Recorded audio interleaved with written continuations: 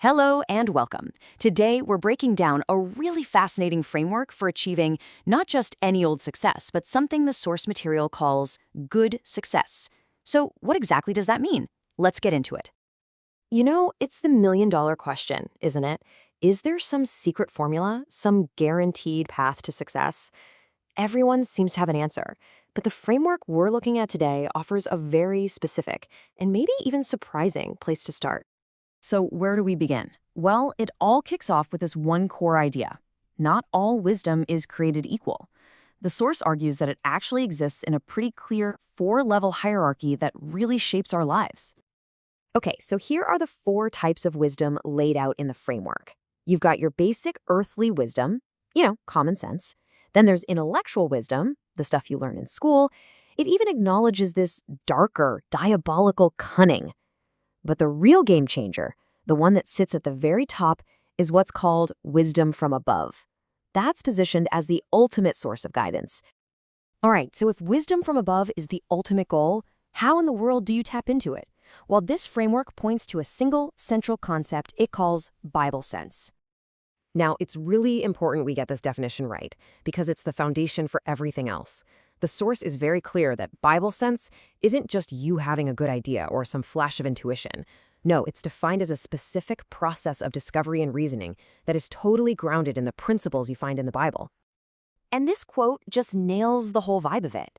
See, it's not about floating around with abstract theories. It's about finding great directions, real, actionable guidance that you can actually use in your life. But look, having a great map doesn't get you to your destination if you don't start the car, right? This framework is absolutely emphatic that wisdom without action is basically useless. And that brings us to the next big pillar, diligence. That is a pretty intense statement from the source, I gotta say. But it's meant to be a wake-up call, and it sets the stage for a really powerful, real-world example of what this principle looks like when you put it into practice. So to make this real, the source tells the story of a man in post-war Liberia who had lost literally everything. He starts over with just a simple shoe shining business. But through just pure, relentless diligence, that tiny business grows into a computer school. Then he builds a multi-story building, and he eventually becomes so successful he's able to donate the land for a new church. I mean, what a journey. It's a huge testament to this idea. And this isn't some one-in-a-million story. The framework directly links that kind of hard work to the promise you see here. In fact, the speaker from our source material even mentions that he personally applied this by working, on average, 16 hours a day. He wasn't just talking the talk. This leads us right to the main tool in this whole system. The source material completely reframes the purpose of the Bible.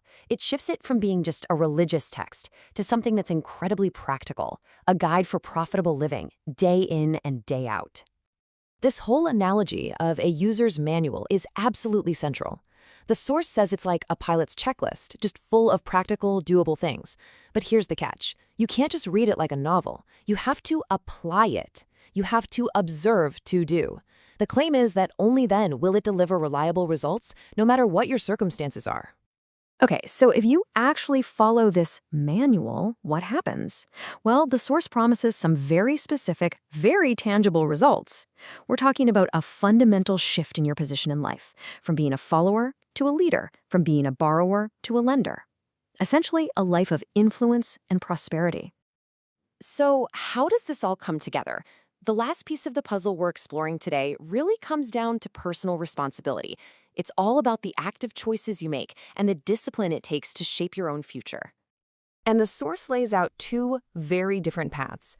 On one hand, you've got what it calls careless association, which it says will just wreck your destiny because you are who you hang out with. And on the other hand, you have Bible-based discipline. This is framed as the path to honor and success, all built on having a crystal clear direction and actually sticking with it. And this right here, this might be the most important takeaway of the whole framework. Success is not an accident. It's not luck. It's not something that just happens to you. It's a conscious, deliberate making process. It's something you actively build. This key quote really drives that point home. It connects everything perfectly. The instruction is to constantly engage with the principles in the book. And the result? then you make your way prosperous, then you have good success. Do you see that? The power, the action, is squarely on you. So let's just pull it all together. The crucial point from this framework is that this good success isn't some big mystery. It's a system.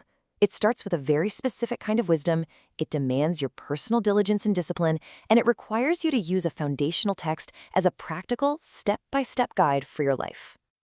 Ultimately, the source material ends on a really powerful and personal note. It basically says that this kind of success is right there, at your fingertips. And it leaves every one of us with one simple, final question to think about. Are you interested?